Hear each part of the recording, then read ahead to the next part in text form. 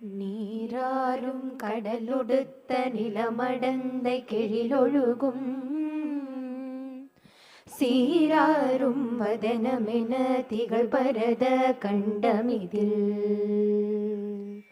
தெக்கனமும் அதில் சிறந்த திராவிடர் திருநாடும் தக்க சிறு பிறை நுதலும் தரித்தனரும் திலகமுமே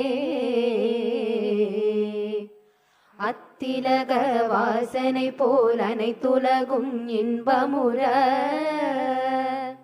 எத்திசையும் புகழ் மணக்க இருந்த பெரும் தமிழனங்கே தமிழனங்கே உன் சீரிழமை திறம் வியந்து செயல் மறந்து வாழ்த்துதுமே வாழ்த்துதுமே வாழ்த்துதுமே.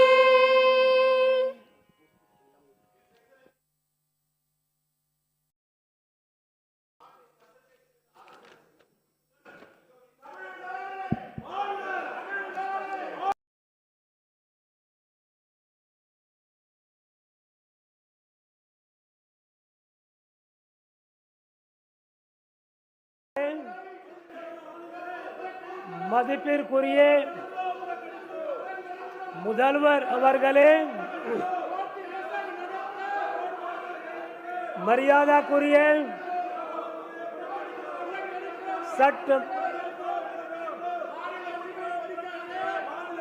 சட்டமன்ற உறுப்பினர்களே,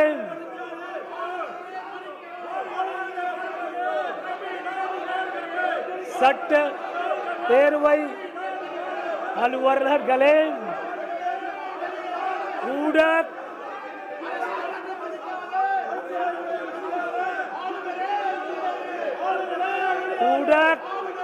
நண்பர்களே,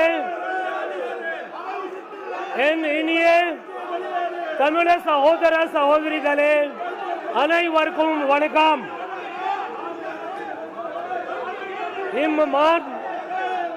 மன்றத்தில் 23ஆம் ஆண்டிற்கான சட்டமன்ற பேரவையின் முதல் கூட்டத்தில் என் உரையை ஆற்றுவதில் பெரும் மகிழ்ச்சி அடைகிறேன். என் இனிய தமிழ சகோதர சகோதரிகளுக்கும் இம்மன்றத்தில் உள்ள அனைவருக்கும் ஆங்கில புத்தாண்டு வாழ்த்துக்களையும் வளவர திருநாளாம் பொங்கல் திருநாள் வாழ்த்துக்களையும் தெரிவித்துக் கொள்கிறேன். இந்த புத்தாண்டில் நம்ம மாநிலத்தில் மகிழ்ச்சியும் வளமும் வளர்ச்சியும் மென்மேலும் பெருக்க உள்மாற அந்த வாழ்த்துக்களை தெரிவித்துக் கொள்கிறேன்.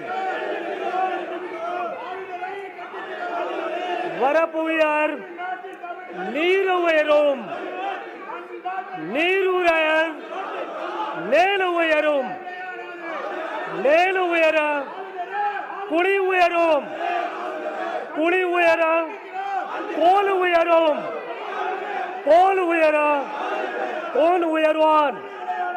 என் அவையாரின் முதுமொழியை சொல்லி என் உரையை தொடங்குகிறேன்.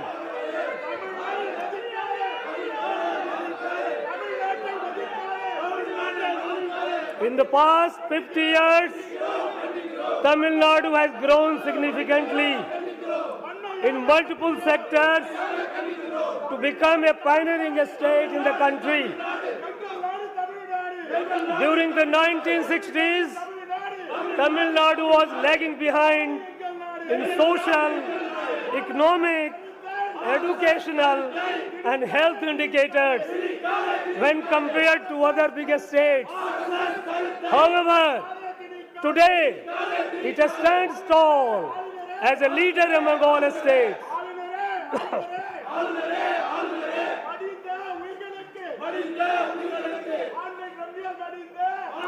In the last year and a half, Our Honorable Chief Minister has led the government on this development path through his untiring efforts and diligence. As a result, Tamil Nadu has been adjudged the best performing biggest state in India today's recent State of the State survey. This award is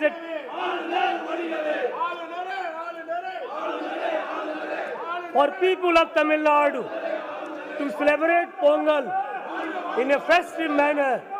The Honorable Chief Minister has ordered the distribution of ₹1,000 as cash assistance, 1 kilogram raw rice, 1 kilogram sugar, and 1 sugar cane to each of the 2.19 crore rice card holders in the state at a total cost of rupees 2,429 crore.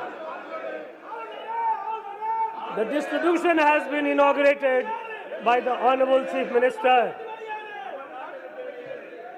I am confident that this will help the people of the state to celebrate Pongal, which is an integral part of Tamil society, with joy and gaiety.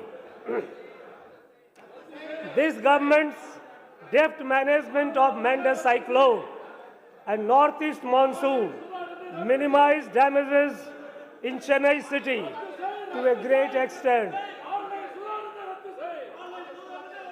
In particular, construction of stormwater drains for a length of 261 kilometers, another flood mitigation projects worth rupees 1,335 crore in Chennai city and peri-urban areas were sanctioned by this government, and of these 209 works were completed well before the onset of monsoon.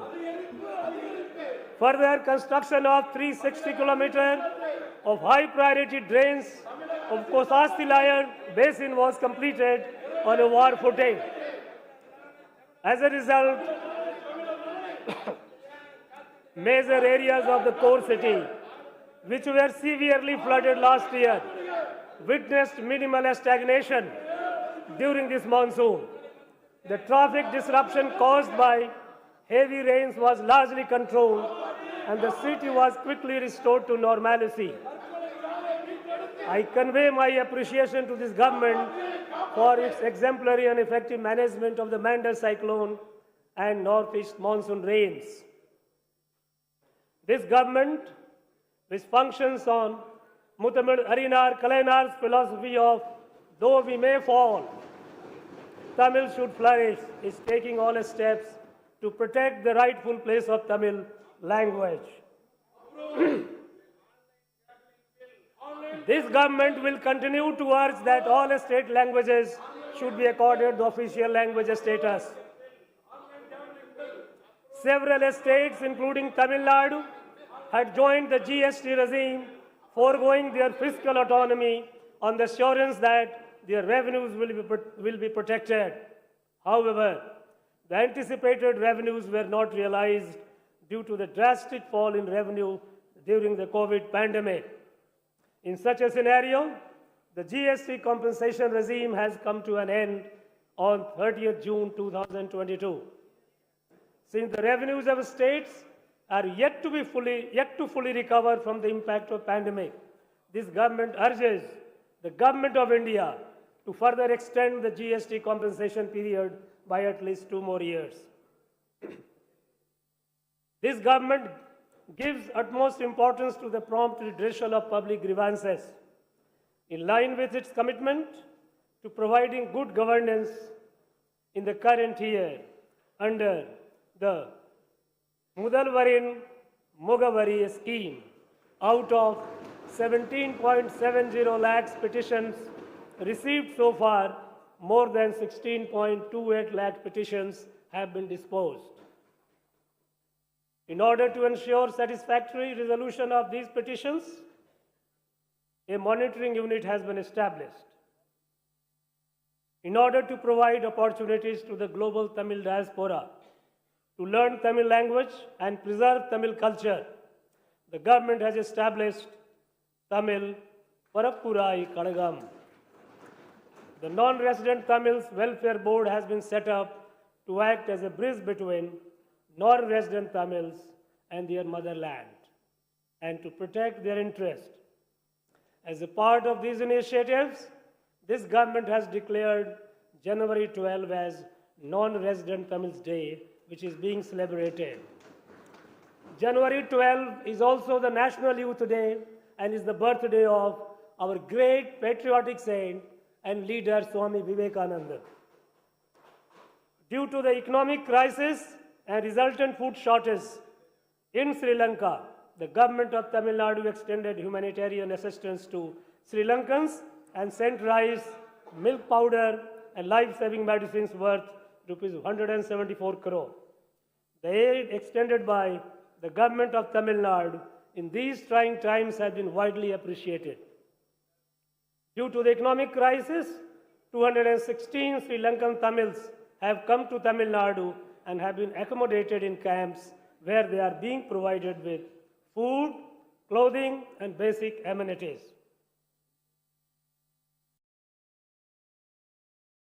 This government is continuously taking measures to prevent drug smuggling, including a stringent enforcement of law and awareness creation among people.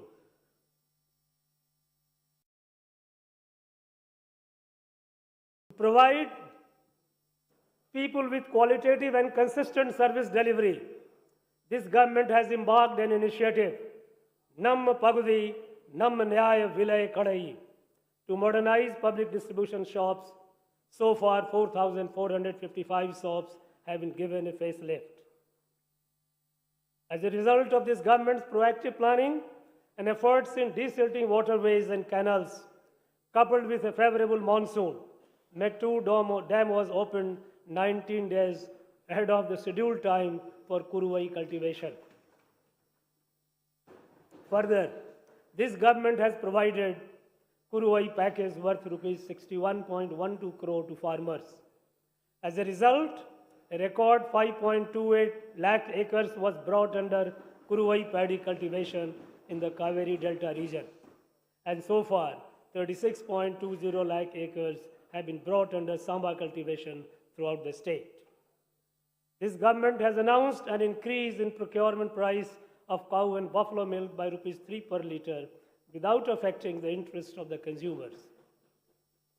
This has benefited 4.20 lakh milk producers in the state. This government accords highest priority for the welfare of fishermen and is proactively undertaking several development schemes. Construction of 5 new fishing harbors and improvement works in existing 3 fishing harbors at a total cost of rupees 982.30 crore are in progress. This government is committed to protect the fishing rights of Tamil Nadu fishermen in its traditional waters. In this year alone, 232 Tamil Nadu fishermen apprehended by the Sri Lankan Navy were released after the unstinting efforts of this government in collaboration with the government of India. Till date, 10 fishermen have not been released and 106 fishing boats continue to be under the custody of Sri Lankan government. This government will continue to urge that necessary steps be taken to restrain Sri Lankan Navy from apprehending our fishermen and to ensure early release of fishing boats and to find a permanent solution to these issues. Tamil Nadu has emerged as the forerunner in climate change mitigation in the country.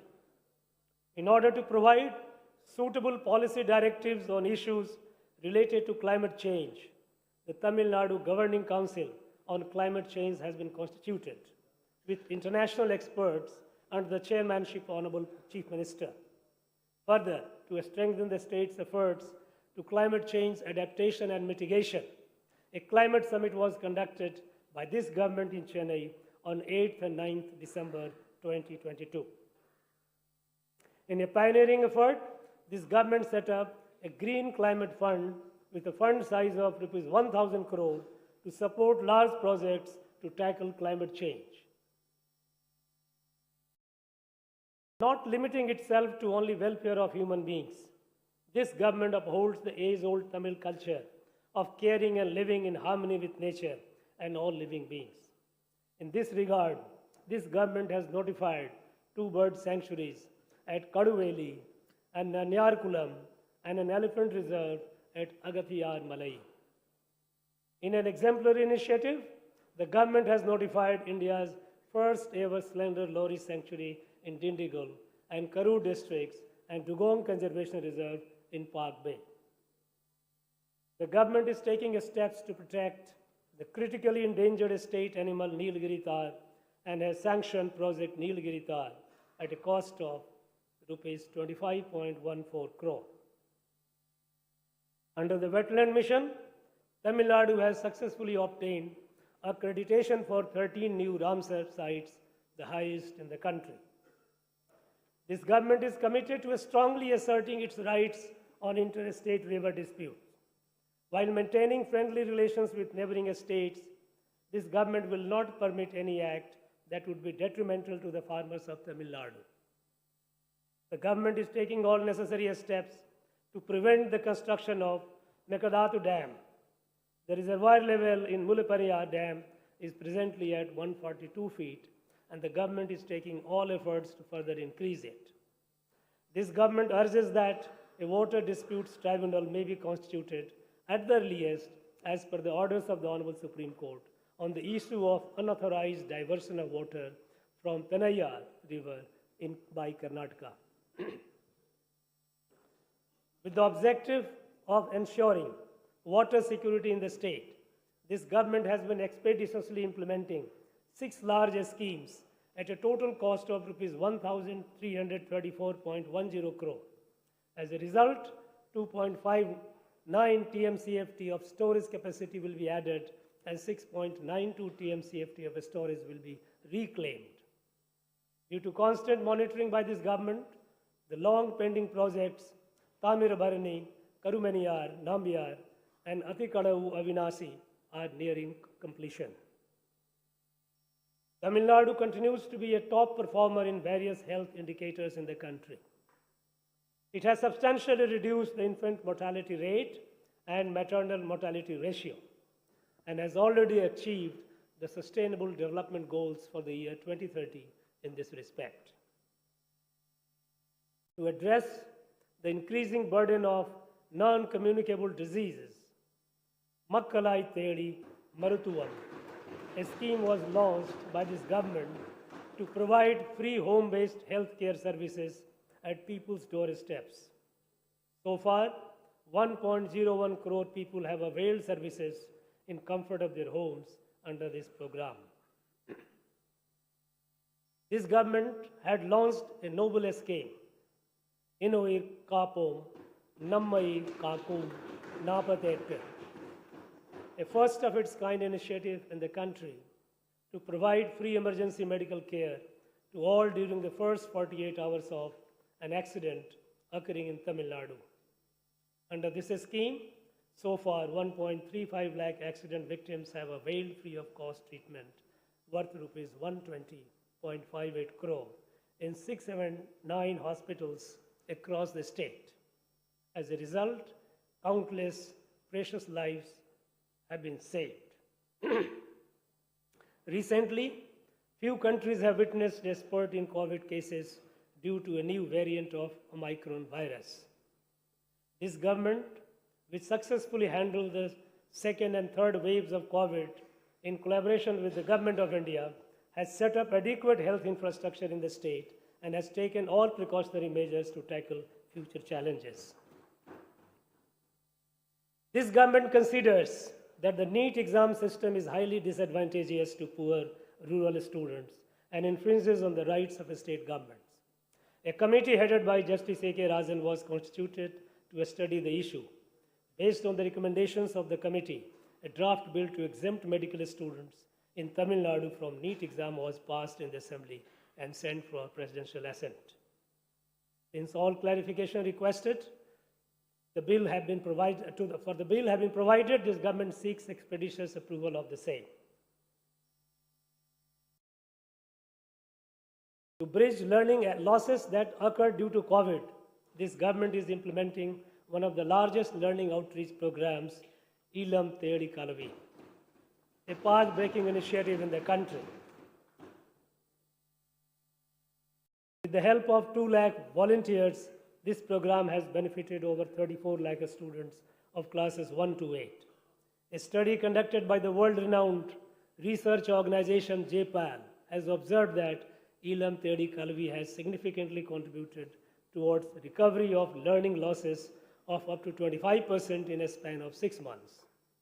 I am happy to inform that these results were presented at the Transforming Education Summit held alongside the United Nations General Assembly meetings and were widely appreciated.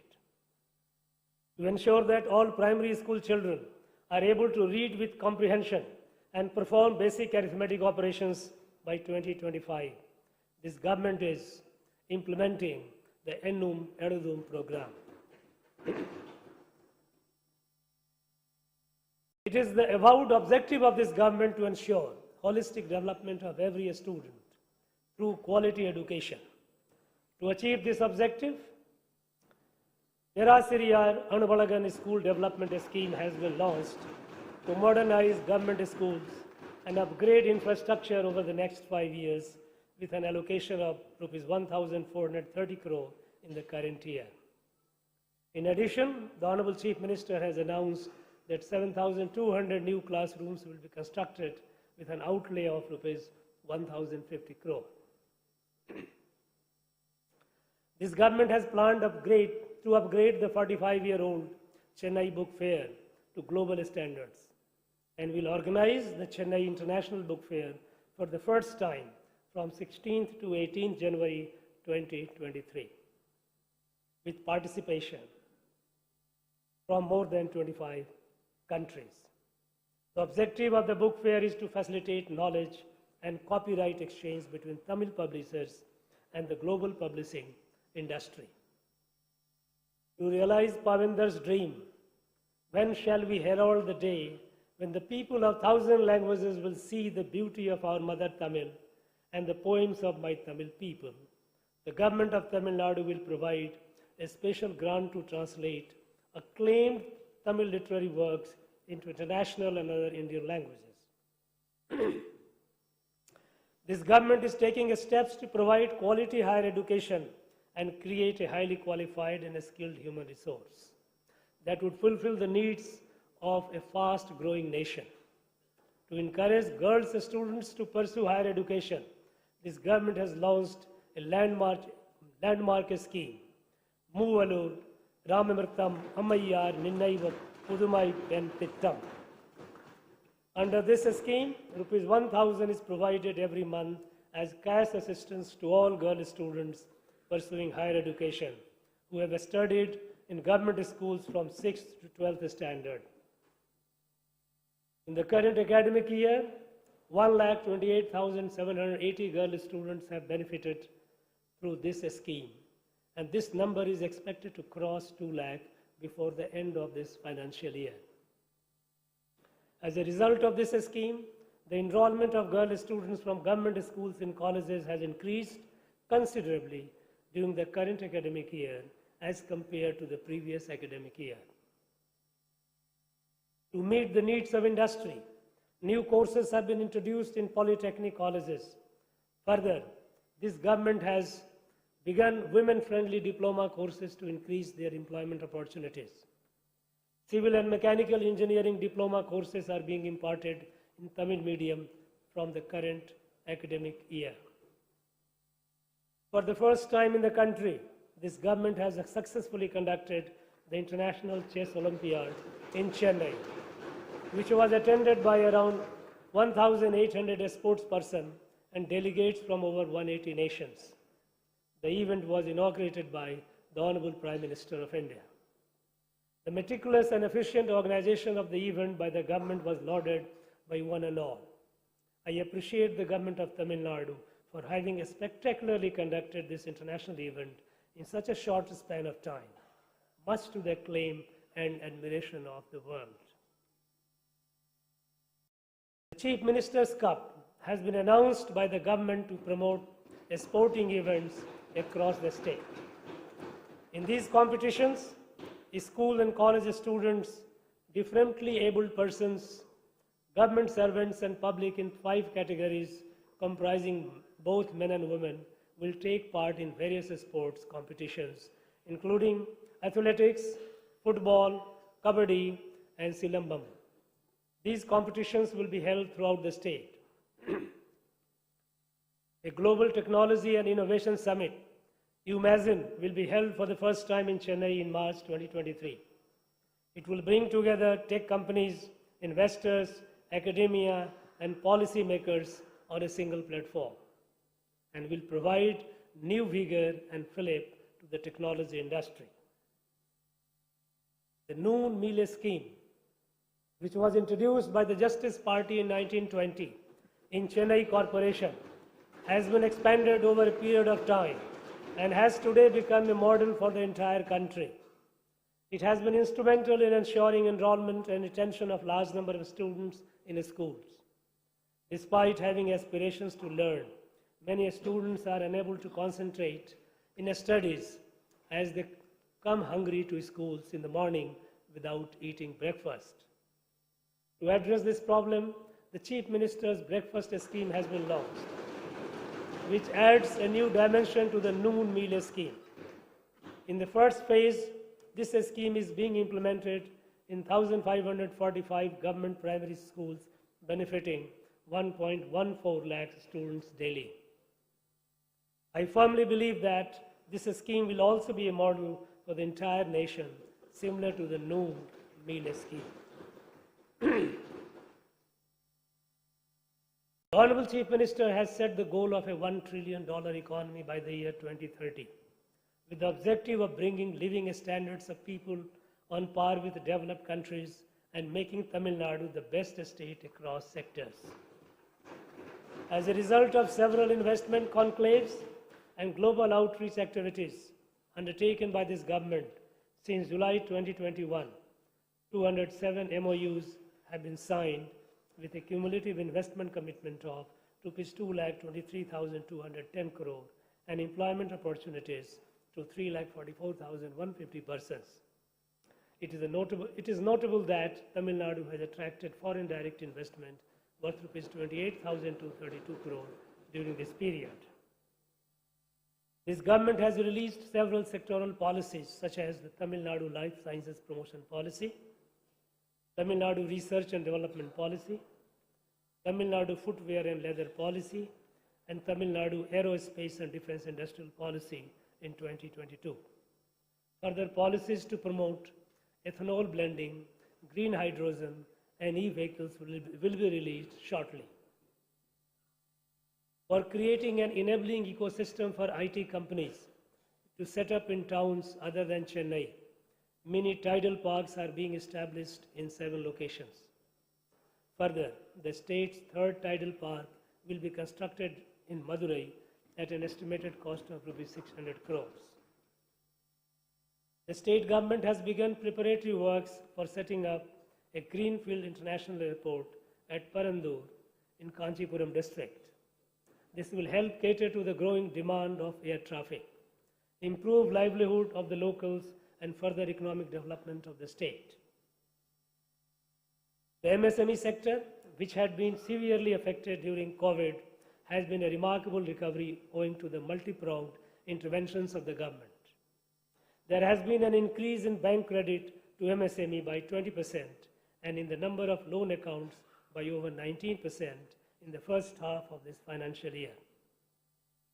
After this government assumed office, over 16,000 self-employment projects worth Rs 2,344 crore have been provided assistance. In addition, the government has opened 5 new industrial estates for MSMEs in the current year.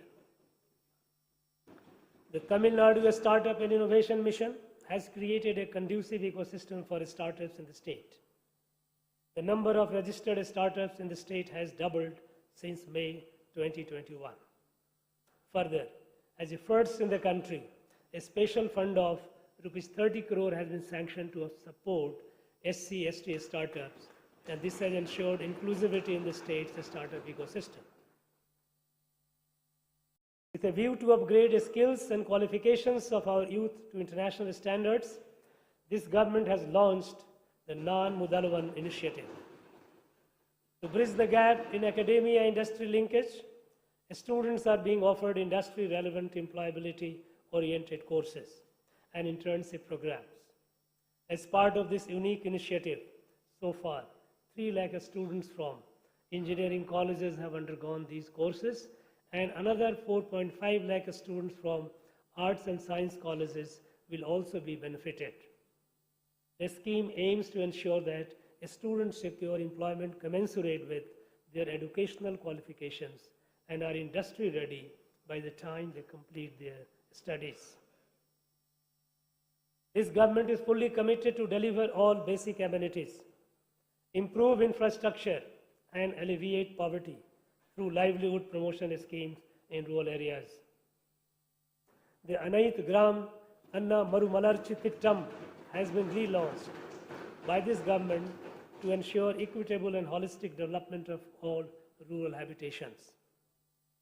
In 2022-23, works are being undertaken in 2,544 panchayats at a total cost of Rs 1,155 crore.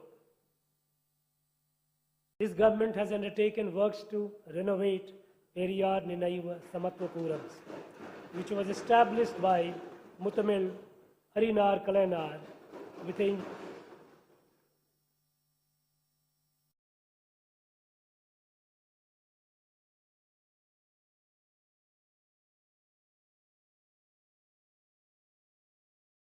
engineer. Huh?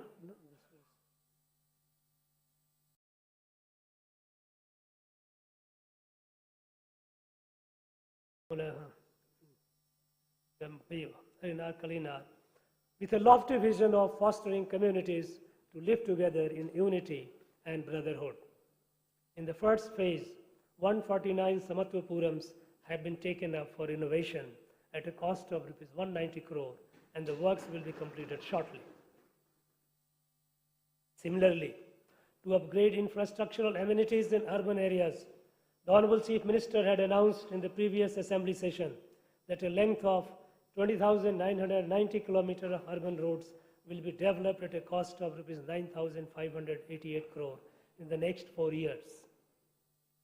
These works are in progress and will be completed at the earliest. The government has sanctioned Rs 122 crore to dispose legacy waste through biomining in an environment-friendly manner, and steps are being taken to reclaim wasteland in 53 sites. So far, 369 acres of land have been reclaimed and are being transformed into green spaces.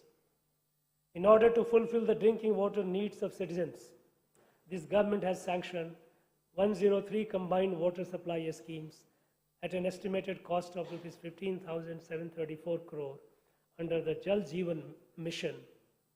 Further works to ensure drinking water supply in urban areas have been sanctioned at a cost of Rs 3,166 crore under Amrit scheme. As a result, 1.64 crore people across the state will be benefited. With a view to ensure planned urbanization in cities, 6 new urban development authorities have been established. As Chennai and its surrounding areas are developing at a fast pace, it is essential to facilitate economic growth by ensuring provision of basic amenities in such urban agglomerations. Towards this end, this government has announced a 5-fold expansion of the Chennai metropolitan area to 5,904 square kilometers. The Chennai Unified Metropolitan Transport Authority was constituted in 2010 for preparation of transportation plans and institutional coordination across agencies and departments involved in urban mobility in the Chennai metropolitan area. This government has revived this body, which had been defunct for several years. The first meeting of this authority was conducted under the chairmanship of Honorable Chief Minister last November. Initiatives such as integrated ticketing facility, comprehensive mobility plans, and safe commutes to women and students will be undertaken.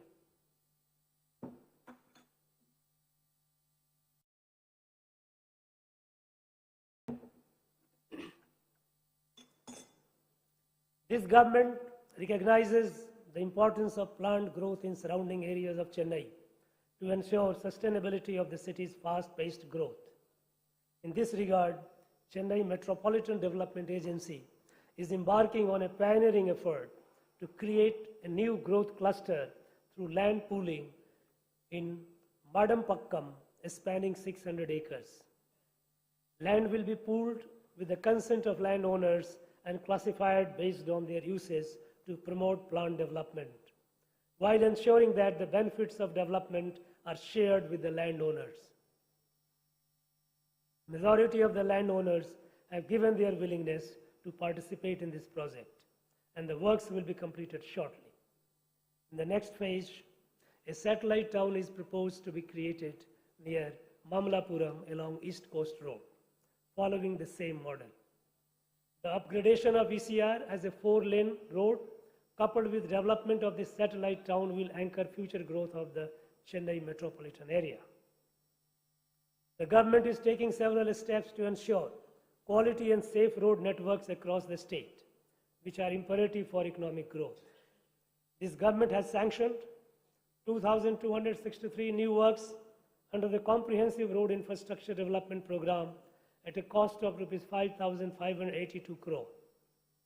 New works for converting 131 causeways to high-level bridges at a cost of Rs 560 crore, construction of bypasses at a cost of Rs 142 crore, and 8 railway overbridges at a cost of Rs 327 crore have been taken up in the current year. Self-help groups have been instrumental in enhancing the status of women through livelihood improvement, skill development, and self-reliance. In the current year, 42,845 new self-help groups have been formed with 3.97 lakh women. So far, bank credit has been given to 3.07 lakh self-help groups to the tune of Rs 16,949 crore in the current financial year. In order to improve the quality of self-help group products and to provide an opportunity for marketing through e-commerce, brand Mathi is being promoted by the government. The revolutionary scheme of providing free travel to all women in ordinary town buses has led to not only economic upliftment but also social empowerment of women in the state. On a daily basis, 36 lakh trips are being undertaken by women. A study commissioned by the State Planning Commission has revealed that a woman passenger saves approximately Rs 888 per month as a result of this scheme. This government is committed to replace the existing aged fleet with environment-friendly new green buses. Steps are being taken to procure 2,213 BS6 buses and 500 electric buses with KfW funding and 1,000 BS6 buses with state funding, and they will come into operation this year. The first phase of Chennai Metro Rail, covering 54 kilometers in 2 corridors, is providing world-class metro rail services. The ridership has been a steady increase after the COVID pandemic from an average of 1.76 lakh per day in June 2022 to 2.07 lakh per day in December 2022. The implementation of phase 2 of this project for a length of 118.9 kilometers at a total project cost of Rs 63,246 crore is progressing at a fast pace. This government is harnessing the immense tourism potential of the state and has adopted and integrated a strategy to propel tourism-based economy. Adventure and eco-camping sites are being set up in lesser-known places to provide unique experiences to tourists and also create livelihood opportunities for the local people. To commemorate the legacy of the inimitable great Tamil Emperor, Rajaraja Cholan, the government has announced that his birth anniversary, Sadai Vida, will be henceforth be celebrated as a government function.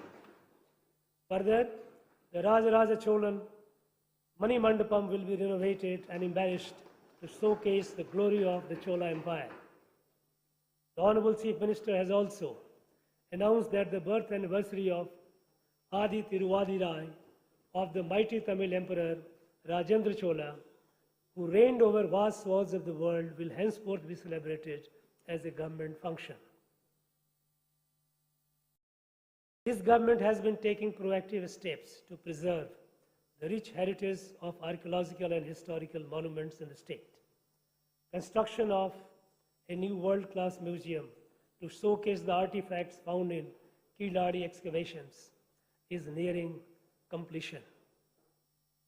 Similarly, works are underway to set up the Porunai Museum, where excavated artifacts from Adichanallur, Korakai and Sivakalai will be displayed. This government has been taking all necessary measures to safeguard temple lands and properties since it assumed office. So far, land and properties worth rupees 3,657 crore have been retrieved by the government. During this year, the government has commenced new works in 34 temples at a total cost of rupees 158 crore. Further, the Honorable Chief Minister laid the foundation for works as part of the master plan of Tiruchendur Temple at an estimated cost of rupees 300 crore. This government, true to its philosophy of furthering inclusive growth, is implementing various special schemes towards socio-economic and educational development of the marginalized and weaker sections of the society. Several works, including construction of new hostels, smart classrooms, and upgradation of residential schools for Adi Dravidar and tribal students, are being undertaken at a cost of rupees 425.40 crores. Works are in progress for the construction of 1,537 houses for particularly vulnerable homeless tribals throughout the state. To protect the rights of forest-dwelling tribes, 2,293 tribal families have been given forest rights under the Forest Rights Act 2006 during the last 1.5 years. Tamil Nadu has adopted a unique reservation system to further social justice in the state and ensure advancement of socially backward classes. This government is firm on continuing the present reservation policy in the state, as the 10% quota for economically weaker section is against the ideals of the social justice. To ensure economic development of socially backward sections of the society, steps are being taken to provide loans worth rupees 210 crore through the Tamil Nadu Backward Classes Economic Development Corporation and Tamil Nadu Minorities Economic Development Corporation.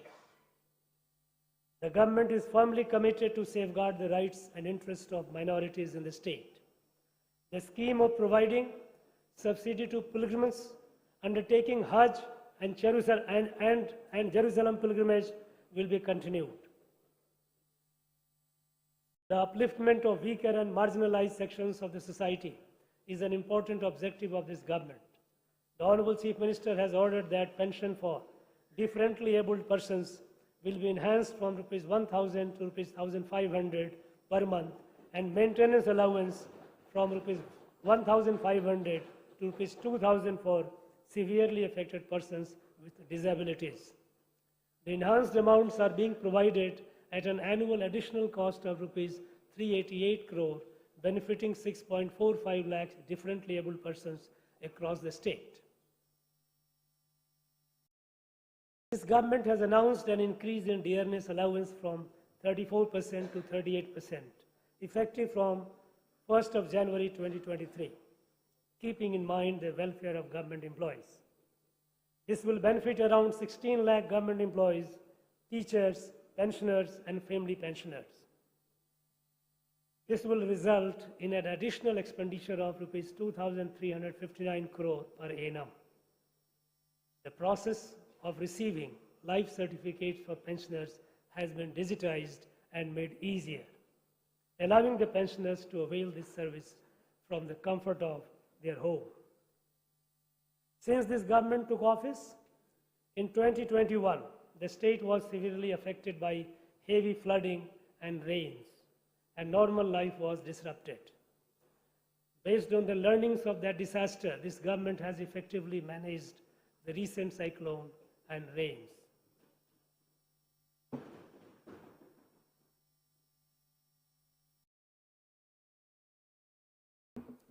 The state's economy was in doldrums due to several reasons, including COVID. Within the last year and a half, due to the economic reforms, welfare schemes, and development works carried out by this government, the economy has been revived and the state has been marching ahead in the path of development.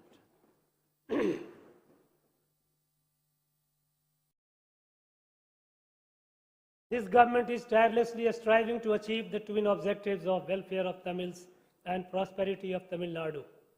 This government will overcome any challenges in achieving this goal and successfully take Tamil Nadu on a high growth trajectory. This year, I hope that all of you will constructively participate in legislative debates, enact required legislations for the welfare of people and socio-economic growth of the state, and extend cooperation to the government's endeavor in achieving these objectives. I once again wish everyone a very happy New Year and Pongal, and conclude my address with the immortal words of Mahakavi Bhartiyar. Valiye Santamilar, Valaga Nattamilar, Valiye Bharatmani Tirunadu, Valaga Bharatam Jai Hind.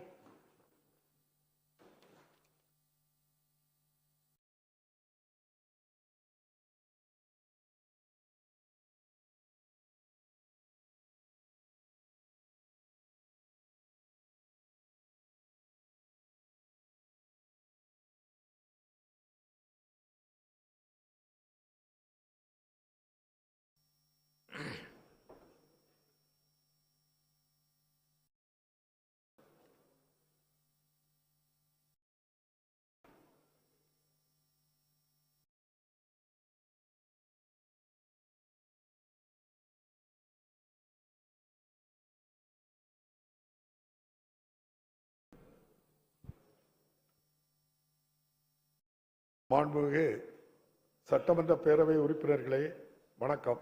இம்மாமன்றத்தின் 2023ஆம் ஆண்டுக்கான சட்டமன்ற பேரவையின் முதல் கூட்டத்தில் என் உரையை ஆற்றுவதில் பெரும் மகிழ்ச்சி அடைகிறேன். தமிழ்நாட்டு மக்களுக்கும் இம்மாமன்றத்தின் அனைத்து உறுப்பினர்களுக்கும் எனது புத்தாண்டு மற்றும் தமிழர் திருநாளான பொங்கல் நல்வாழ்த்துக்களையும் தெரிவித்துக் கொள்கிறேன். இந்த புத்தாண்டில் நம் மாநிலத்தில் மகிழ்ச்சியும் வளமும் வளர்ச்சியும் மென்மேலும் பெருக என் உளமார்ந்த வாழ்த்துக்களை தெரிவித்துக் கொள்கிறேன். கடந்த 50 ஆண்டுகளாக பல்வேறு துறைகளில் தமிழ்நாடு நமது நாட்டில் உள்ள மாநிலங்களில் முன்னோடி மாநிலமாக பெரும் வளர்ச்சி கண்டுள்ளது. 1960களில் இந்தியாவின் மற்ற பெரிய மாநிலங்களோடு ஒப்பிடும்போது சமூக, பொருளாதார, கல்வி, மருத்துவ குறியீடுகளில் பின்தங்கி இருந்த தமிழ்நாடு இன்று அனைத்து மாநிலங்களுக்கும் முன்னோடியாக உயர்ந்து நிற்பதற்கு முதற் காரணம் இக்காலகட்டத்தில் சமூக நீதி, சமத்துவம், சுயமரியாதை, பகுத்தறிவு ஆகிய கொள்கைகளை அடித்தளமாக கொண்டு இங்கு கட்டமைக்கப்பட்டுள்ள மிகச்சிறந்த ஆட்சி முறையே அனைவரையும் உள்ளடக்கிய இந்த வளர்ச்சி கோட்பாட்டின் விளைவாகவே பிரதமரின் பொருளாதார ஆலோசனை குழு அண்மையில் மாநிலங்களின் வளர்ச்சி நிலை குறித்து ஆய்வு செய்து வெளியிட்டுள்ள சமூக வளர்ச்சி குறியீட்டு அறிக்கையில் சோசியல் ப்ராக்ரஸ் இண்டெக்ஸ் 63.3 புள்ளிகளை பெற்று இந்தியாவின் பெரிய மாநிலங்களில் தமிழ்நாடு முதலிடம் பெற்றுள்ளது. சமுதாயத்தில் ஒடுக்கப்பட்டோர், விளிம்பு நிலையில் உள்ளோர், பிற்படுத்தப்பட்டோர் போன்றோருக்கு அதிகாரம் அளித்து அவர்களின் நலன் காத்துள்ள இந்த திராவிட வளர்ச்சி பாதையில் இந்த அரசு மேலும் உத்வேகத்தோடு தொடர்ந்து பீடு நடை போடும். இந்த வளர்ச்சி பயணத்தில் கடந்த 1.5 ஆண்டுகளாக நமது மாண்புமிகு முதலமைச்சர் அவர்கள் அயராது உழைப்போடும் அக்கறையோடும் இந்த அரசை வழிநடத்தி வந்துள்ளார்கள். இந்த வகையில் அண்மையில் இந்தியா டுடே பத்திரிகை நடத்திய மாநிலங்களின் நிலை என்ற ஆய்வு சிறப்பாக செயல்படும் பெரிய மாநிலங்களில் முதன்மை மாநிலம் தமிழ்நாடு என்று முடிவு செய்துள்ளது. இந்த சாதனை நம் மாண்புமிகு முதலமைச்சர் அவர்களின் ஆற்றல் மிக்க தலைமைக்கும் சமூக நீதியையும் அனைவரையும் உள்ளடக்கிய வளர்ச்சியையும் அடிப்படையாக கொண்ட திராவிட மாடல் ஆட்சிக்கும் அளிக்கப்பட்டுள்ள நற்சான்றாகும். திராவிட மாடல் ஆட்சிக்கும் அளிக்கப்பட்டுள்ள நற்சான்றாக இந்தியாவே இதை ஏற்றுக்கொள்கின்ற வகையில் உள்ளது. தமிழ்நாட்டில் பொங்கல் பண்டிகையை மக்கள் சிறப்பாக கொண்டாடும் விதமாக 2429 கோடி ரூபாய் செலவில் 2.19 கோடி அரிசி அட்டைதாரர்கள் பயனடையும் வகையில் ஒவ்வொரு அரிசி அட்டைதாரருக்கும் 1000 ரூபாயும் 1 கிலோ பச்சரிசியும் 1 கிலோ சர்க்கரையும் ஒரு முழு செங்கரும்பும் வழங்கிட மாண்புமிகு முதலமைச்சர் அவர்கள் ஆணையிட்டு இன்று அதனை தொடங்கி வைத்துள்ளார்கள். தமிழ்நாட்டு மக்கள் அனைவரும் உவகையுடன் தமிழர் திருநாளை கொண்டாடிட இது பெரிதும் உதவும் என நான் நம்புகிறேன். மாண்டஸ் புயல் வடகிழக்கு பருவமழையை அரசு சிறந்த முறையில் கையாண்டதால் சென்னை மாநகரில் அதன் தாக்கம் மிக குறைந்த அளவிலேயே இருந்தது. குறிப்பாக சென்னை மற்றும் புறநகர் பகுதிகளில் மழைக்காலம் தொடங்குவதற்கு முன்னரே 261 கிலோமீட்டர் நீளமுள்ள மழைநீர் கால்வாய்கள் மற்றும் இதர வெள்ளத்தடுப்பு திட்டங்களுக்காக 1335 கோடி ரூபாய் அரசால் ஒதுக்கீடு செய்யப்பட்டு அதில் 200 கிலோமீட்டர் நீளமுள்ள கால்வாய்கள் கட்டி முடிக்கப்பட்டுள்ளன. மேலும் கொசத்தலை ஆற்றில் 360 கிலோமீட்டர் நீளத்திற்கு மிக முக்கிய மழைநீர் கால்வாய்கள் போர்க்கால அடிப்படையில் கட்டமைக்கப்பட்டுள்ளன. இதன் விளைவாக கடந்த காலங்களில் அதிக அளவில் மழை வெள்ள பாதிப்பிற்கு உள்ளான சென்னை மாநகரின் முக்கியமான பகுதிகள் இந்த பருவமழை காலத்தில் மிக குறைந்த அளவிலேயே பாதிப்படைந்தன. மழை வெள்ளத்தின் காரணமாக ஏற்படக்கூடிய போக்குவரத்து நெரிசலும் பெருமளவு குறைக்கப்பட்டு மாநகரம் உடனடியாக இயல்பு நிலைக்கு திரும்பியது. மாண்டஸ் புயலையும் வடகிழக்கு பருவமழையையும் மிகச்சிறப்பாக கையாண்ட இந்த அரசுக்கு எனது பாராட்டுகளை தெரிவித்துக் கொள்கிறேன். வீழ்வது நாமாக இருப்பினும் வாழ்வது தமிழாக இருக்கட்டும் என்ற முத்தமிழறிஞர் கலைஞர் அவர்களின் கொள்கை நிலைப்பாட்டுடன் செயல்படும் இந்த அரசு தமிழ் மொழியின் உரிமையை காக்க அனைத்து நடவடிக்கைகளையும் மேற்கொண்டு வருகிறது. அலுவல் மொழி பயன்பாடு தொடர்பாக தமிழ் உள்ளிட்ட மாநில மொழிகளின் நலனுக்கு குந்தகம் விளைவிக்கும் முயற்சிகளுக்கு எதிராக ஏற்கனவே இந்த மாமன்றத்தில் தீர்மானம் நிறைவேற்றப்பட்டுள்ளது.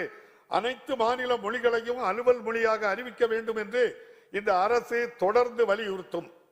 மாநிலங்களின் வருவாய் பாதுகாக்கப்படும் என்று அளிக்கப்பட்ட வாக்குறுதியின் அடிப்படையில் தமிழ்நாடு உள்ளிட்ட பல மாநிலங்கள் தங்களது வரி விதிக்கும் அதிகாரத்தை விட்டுக் கொடுத்து சரக்கு மற்றும் சேவை வரி முறையில் இணைந்தன. ஆனால் கோவிட் பெருந்தொற்று காலத்தில் வரி வளர்ச்சி வீழ்ச்சியடைந்ததால் மாநிலங்களின் வருவாய் எதிர்பார்த்த அளவில் இல்லை. இந்நிலையில் 30/6/2022 நாளுடன் சரக்கு மற்றும் சேவை வரி இழப்பீடு வழங்கும் காலம் முடிவடைந்துள்ளது. கோவிட் பெருந்தொற்றின் தாக்கத்தில் இருந்து மாநிலங்களின் வருவாய் இன்னும் முழுமையாக மீளாத நிலையில் இழப்பீடு வழங்கும் காலத்தினை குறைந்தபட்சம் மேலும் 2 ஆண்டுகளுக்காவது நீட்டிக்க வேண்டும் என்று ஒன்றிய அரசை இந்த அரசு வலியுறுத்துகின்றது.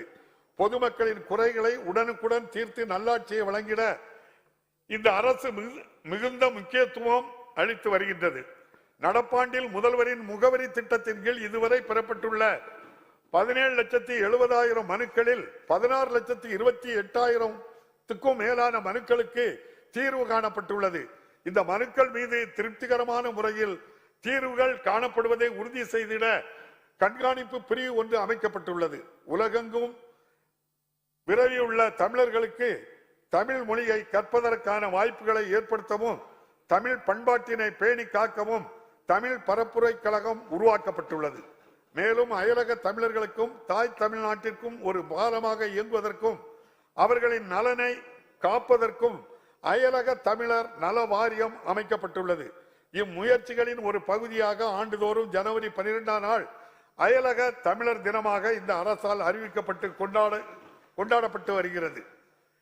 இலங்கையில் ஏற்பட்ட பொருளாதார நெருக்கடியினால் உணவு பற்றாக்குறையினால் பாதிக்கப்பட்ட இலங்கை மக்களுக்கு மனிதாயமான அடிப்படையில் 174 கோடி ரூபாய் மதிப்புள்ள அரிசி, பால் பவுடர், உயிர்காக்கும் மருந்துகள் ஆகியவற்றை இந்த அரசு வழங்கியது. இக்கட்டான சூழலில் உதவிக்கரம் நீட்டிய தமிழ்நாடு அரசின் இந்த நடவடிக்கையை அனைவரும் பாராட்டியுள்ளனர். இக்காலகட்டத்தில் பொருளாதார நெருக்கடி காரணமாக 216 இலங்கை தமிழர்கள் தமிழ்நாட்டிற்கு வந்துள்ளனர். அவர்களை முகாம்களில் தங்க வைத்து தேவையான உணவு, உடை, அடிப்படை வசதிகள் போன்றவை வழங்கப்படுகின்றன. மாநிலத்தில் சட்ட ஒழுங்கை நிலைநாட்டிட இந்த அரசு உயர் முன்னுரிமை அளிக்கின்றது.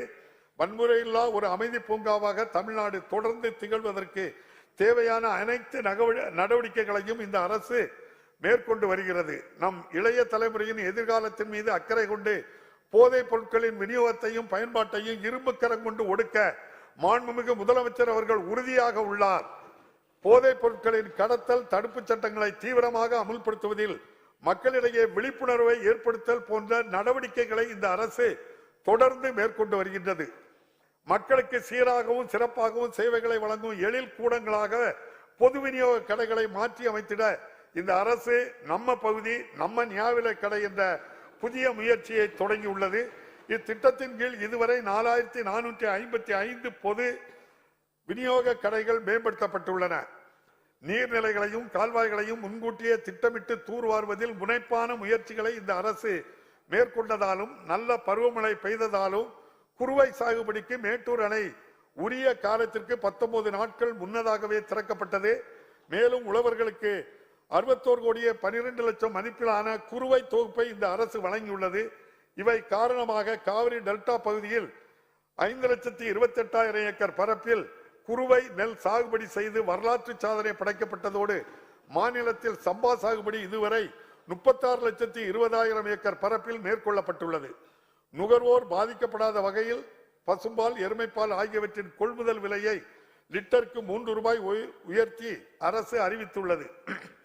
இதன் மூலம் மாநிலத்தில் உள்ள 4,20,000 பால் உற்பத்தியாளர்கள் பயன்பெறுகின்றார்கள். மீனவர் நலனில் மிகுந்த அக்கறை கொண்ட இந்த அரசு அவர்களின் நலனுக்காக பல்வேறு வளர்ச்சி திட்டங்களை முனைப்புடன் செயல்படுத்தி வருகிறது. தமிழ்நாட்டில் 5 புதிய மீன்பிடி துறைமுகங்கள் அமைக்கும் பணிகளும் 3 மீன்பிடி துறைமுக மேம்பாட்டு பணிகளும் மொத்தம் 982 கோடியே 30 லட்சம் ரூபாய் மதிப்பீட்டில் மேற்கொள்ளப்பட்டு வருகின்றன. பாரம்பரிய கடற்பகுதியில் தமிழ்நாட்டு மீனவர்களின் மீன்பிடி உரிமைகளை பாதுகாப்பதில் இந்த அரசு உறுதியாக உள்ளது. இந்த ஆண்டில் மட்டும் இலங்கை கடற்படையினால் கைது செய்யப்பட்ட 232 தமிழ்நாட்டு மீனவர்கள் இந்த அரசின் தீவிர முயற்சியால் மீட்கப்பட்டுள்ளனர். இன்று வரை 10 மீனவர்கள் இலங்கை அரசால் திருப்பி அனுப்பப்படவில்லை. 106 மீன்பிடி படகுகள் இலங்கை அரசின் கட்டுப்பாட்டில் இன்னும் உள்ளன. இலங்கை கடற்படையினர் நமது மீனவர்களை கைது செய்வதை தடுக்கவும் மீனவர்களின் உடைமைகளை விடுவிக்கவும் உரிய நடவடிக்கைகளை மேற்கொள்ளுமாறும் இப்பிரச்சனைகளுக்கு நிரந்தர தீர்வு காணவும் இந்த அரசு தொடர்ந்து வலியுறுத்தும். காலநிலை மாற்றத்தால் ஏற்படும் தாக்கத்தை தணிப்பதில் நாட்டிலேயே முன்னோடி மாநிலமாக தமிழ்நாடு திகழ்கிறது. காலநிலை மாற்றம் குறித்து தகுந்த ஆலோசனைகளை வழங்கிட மாண்புமிகு முதலமைச்சர் அவர்களின் தலைமையில் பன்னாட்டு வல்லுநர்களை கொண்ட உயர்மட்ட குழு ஒன்று அமைக்கப்பட்டுள்ளது. மேலும் காலநிலை மாற்றத்தை எதிர்கொள்வதற்கான முயற்சிகளை வலுப்படுத்த காலநிலை உச்சி மாநாட்டையும் சென்னையில் இந்த அரசு 2022ஆம் ஆண்டு டிசம்பர் 8-9 தேதிகளில் வெற்றிகரமாக நடத்தியுள்ளது. ஒரு முன்னோடி முயற்சியாக காலநிலை மாற்றத்தை எதிர்கொள்வதற்கான பெரும் திட்டங்களுக்கு ஆதரவளிக்கும் வகையில் 1000 கோடி ரூபாய் மதிப்பில் பசுமை காலநிலை நிதியத்தை கிரீன் கிளைமேட் ஃபண்ட் அரசு அமைத்துள்ளது. மானிட நலன் மட்டுமின்றி பகுத்துண்டு பல்லுயிர் ஓம்பும் தமிழர் பண்பாட்டை பேணி காக்கவும் இவ்வரசு கழுவேலி, நஞ்சராயன் குளம் ஆகிய இடங்களில் பறவைகள் சரணாலயங்களையும் அகத்தியர் மலையில் யானைகள் காப்பகத்தையும் அமைக்க ஆணையிட்டுள்ளது. அதுபோல் இந்தியாவிலேயே முதல் முயற்சியாக திண்டுக்கல், கரூர் மாவட்டங்களில் தேவாங்கு காப்பகத்தையும் பாக் விரிகுடாவில் கடற்பசு காப்பகத்தையும் இந்த அரசு அமைத்துள்ளது. அழிவின் விளிம்பில் உள்ள மாநில விலங்கான நீலகிரி வரையாட்டை பாதுகாத்திட நீலகிரி வரையாடு திட்டத்தை 25 கோடியே 14 லட்சம் ரூபாய் செலவு மதிப்பில் செயல்படுத்திட இந்த அரசு ஆணையிட்டுள்ளது. ஈரநில இயக்கத்தின் வெட்லாண்ட் மிஷன் கீழ் 13 புதிய ராம்சர் தளங்களுக்கான அங்கீகாரத்தை பெற்று நாட்டிலேயே முதல் நிலையை தமிழ்நாடு எட்டியுள்ளது. அண்டை மாநிலங்களும் நட்புறவை பேணும் அதே வேளையில் மாநிலங்களுக்கு இடையே பாயும் நதிகளின் நீர் பிரச்சனைகளில் நம் உரிமைகளை பாதுகாத்திட இந்த அரசு உறுதியாக உள்ளது. தமிழ்நாட்டின் உழவர் பெருமக்களை பாதிக்கும் எந்த நடவடிக்கையும் இந்த அரசு ஒருபோதும் அனுமதிக்காது. மேகதாது அணை கட்டுவதை தடுக்க தேவையான நடவடிக்கைகளை அரசு மேற்கொண்டு வருகிறது. முல்லை பெரியாறு அணையில் 142 உயரத்திற்கு நீர் தேக்கப்பட்டுள்ளதோடு அணையின் உயரத்தை மேலும் உயர்த்த அனைத்து முயற்சிகளையும் இந்த அரசு மேற்கொண்டு வருகிறது. பெண்ணையாற்றில் இருந்து கர்நாடக மாநிலம் அனுமதியின்றி தண்ணீரை திசை திருப்பும் பிரச்சனையில் மாண்புவகை உச்சநீதிமன்றத்தின் உத்தரவுப்படி நதிநீர் தீர்ப்பாயத்தை விரைந்து அமைத்திட இந்த அரசு வலியுறுத்துகிறது. மாநிலம் முழுவதும் நீர் பாதுகாப்பை உறுதி செய்யும் வகையில் 1334.10 கோடி ரூபாய் மதிப்பீட்டிலான 6 பெருந்திட்டங்களை இந்த அரசு விரைந்து செயல்படுத்தி வருகிறது. இதன் பயனாக 2.59 டிஎம்சி அளவிற்கு கூடுதல் நீரை சேமிக்கவும் 6.92 டிஎம்சி நீரை திரும்ப மீட்டெடுக்கவும் இயலும். அரசின் தொடர் கண்காணிப்பின் விளைவாக நீண்ட காலமாக நிலுவையில் உள்ள தாமிரபரணி, கருமேனியாறு, நம்பியாறு திட்டம் மற்றும் அத்திக்கடவு, அவிநாசி திட்ட பணிகள் முடிவடையும் தருவாயில் உள்ளன. நாட்டிலேயே பல்வேறு சுகாதார குறியீடுகளில் தமிழ்நாடு தொடர்ந்து முன்னிலை வகித்து வருகின்றது. குழந்தை இறப்பு வீதம் தாய்மார்களின் இறப்பு வீதத்தை பெருமளவில் குறைத்துள்ளது. 2030 ஆண்டில் எட்டப்பட வேண்டிய நீடித்த நிலையான வளர்ச்சி இலக்குகளை தமிழ்நாடு ஏற்கனவே எட்டியுள்ளது. அதிகரித்து வரும் தொற்று அல்லாத நோய்களின் பாதிப்பை போக்கும் வகையில் மக்களின் வீட்டிற்கே சென்று கட்டணமின்றி மருத்துவ சேவைகளை வழங்குவதற்காக மக்களை தேடி மருத்துவம் என்ற முன்னோடி திட்டத்தை இந்த அரசு தொடங்கியுள்ளது. இத்திட்டத்தின் கீழ் இதுவரை 1,00,00,000 லட்சம் மக்கள் தங்கள் வீட்டிலேயே சிகிச்சை பெற்று பயனடைந்துள்ளனர். தமிழ்நாட்டில் விபத்து நேர்ந்த முதல் 48 மணி நேரத்தில் அவசர மருத்துவ சேவையை அனைவருக்கும் கட்டணமின்றி வழங்குவதற்காக நாட்டிலேயே முதன்முறையாக இன்னுயிர் காப்போம் நம்மை காக்கும் 48 என்ற உன்னத திட்டத்தை இந்த அரசு அறிமுகப்படுத்தியுள்ளது. மாநிலமெங்கும் உள்ள 679 மருத்துவமனைகளில் இதுவரை 1,35,000 விபத்துக்குள்ளானவர்களுக்கு 120,58 லட்சம் ரூபாய் மதிப்பிலான சிகிச்சைகள் எவ்வித கட்டணமும் இன்றி வழங்கப்பட்டுள்ளன. இத்திட்டத்தின் மூலம் எண்ணற்ற விலை மதிப்பில்லா உயிர்கள் காக்கப்பட்டுள்ளன. அண்மையில் சில நாடுகளில் ஒமிக்ரானின் உருமாறிய ஒரு புதிய வகை வைரஸ் காரணமாக கோவிட் தொற்று வேகமாக பரவி வருகிறது. கோவிட் பெருந்தொற்றின் 2வது 3வது அலைகளை வெற்றிகரமாக எதிர்கொண்ட இந்த அரசு மாநிலத்தில் போதிய மருத்துவ கட்டமைப்புகளை தயார் நிலையில் வைத்து எதிர்வரக்கூடிய சவால்களை எதிர்கொள்ள தேவையான அனைத்து தடுப்பு நடவடிக்கைகளையும் மேற்கொண்டுள்ளது. நீட் தேர்வு முறையானது கிராமப்புற ஏழை மாணவர்களை மிகவும் பாதிப்பதாகவும் மாநில அரசுகளின் உரிமைகளை பறிப்பதாகவும் அமைந்துள்ளது என்பதை கருத்தில் கொண்டு இது குறித்து ஆய்வு செய்வதற்காக நீதியரசர் ஏ கே ராஜன் அவர்களின் தலைமையில் ஒரு குழுவை அமைத்து அந்த குழுவின் பரிந்துரைகளின் அடிப்படையில் நீட் தேர்வில் இருந்து தமிழ்நாட்டில் மருத்துவ மாணவர் சேர்க்கைக்கு விலக்கு அளிப்பதற்கான சட்ட முன்வடிவை இந்த சட்டமன்றத்தில் நிறைவேற்றி குடியரசுத் தலைவரின் ஒப்புதலுக்கு அனுப்பி வைத்துள்ளோம். இச்சட்டம் குறித்து கோரப்பட்ட விளக்கங்கள் அனைத்தும் வழங்கப்பட்டுள்ள நிலையில் இந்த சட்ட முன்வடிவிற்கான ஒப்புதலை விரைந்து வழங்க இந்த அரசு வலியுறுத்துகிறது. கோவிட் பெருந்தொற்றினால் ஏற்பட்ட கற்றல் இழப்பை ஈடு செய்ய நாட்டிற்கே முன்னோடியாக மாபெரும் கற்றல் திட்டமான இல்லந்தேடி கல்வி திட்டத்தை இந்த அரசு செயல்படுத்தி வருகிறது. 2 லட்சம் தன்னார்வலர்களின் உதவியுடன் 1 முதல் 8ஆம் வகுப்பு வரை பயிலும் 34 லட்சம் மாணவர்கள் இத்திட்டத்தினால் பயன்பெறுகின்றனர். சர்வதேச அளவில் புகழ்பெற்ற ஆராய்ச்சி நிறுவனமான ஜேபால் மேற்கண்ட ஆய்வின்படி 6 மாதங்களில் ஒட்டுமொத்த கற்றல் இழப்பில் 25% வரை ஈடு செய்யப்பட்டுள்ளதில் இல்லந்தேடி கல்வி திட்டம் பெரும் பங்கை ஆற்றியுள்ளது என்று கண்டறியப்பட்டுள்ளது. ஐக்கிய நாடுகள் சபை கூட்டங்களுடன் நடத்தப்பட்ட கல்வி மாற்றம் உச்சி மாநாட்டில் இந்த ஆய்வின் முடிவுகள் சமர்ப்பிக்கப்பட்டு அனைவராலும் பாராட்டப்பட்டதை நான் மகிழ்ச்சியுடன் தெரிவித்துக் கொள்கிறேன். 2025ஆம் ஆண்டுக்குள் தொடக்க பள்ளியில் பயிலும் அனைத்து குழந்தைகளும் புரிதலுடன் படிக்கவும் எண்கணிதத்தில் திறன் பெறுவதற்கும் எண்ணும் எழுத்தும் திட்டமும் செயல்படுத்தப்படுகிறது. அனைவருக்கும் தரமான கல்வி வழங்குவதன் மூலம் ஒவ்வொரு மாணவரையும் முழுமையான வளர்ச்சி அடைய செய்வதே இந்த அரசின் முக்கிய குறிக்கோள் ஆகும். இந்த நோக்கத்தை எய்திட அடுத்த 5 ஆண்டுகளில் அரசு பள்ளிகளை நவீனப்படுத்தி கட்டமைப்பை மேம்படுத்துவதற்காக பேராசிரியர் அன்பழகன் பள்ளி மேம்பாட்டு திட்டம் தொடங்கப்பட்டுள்ளது.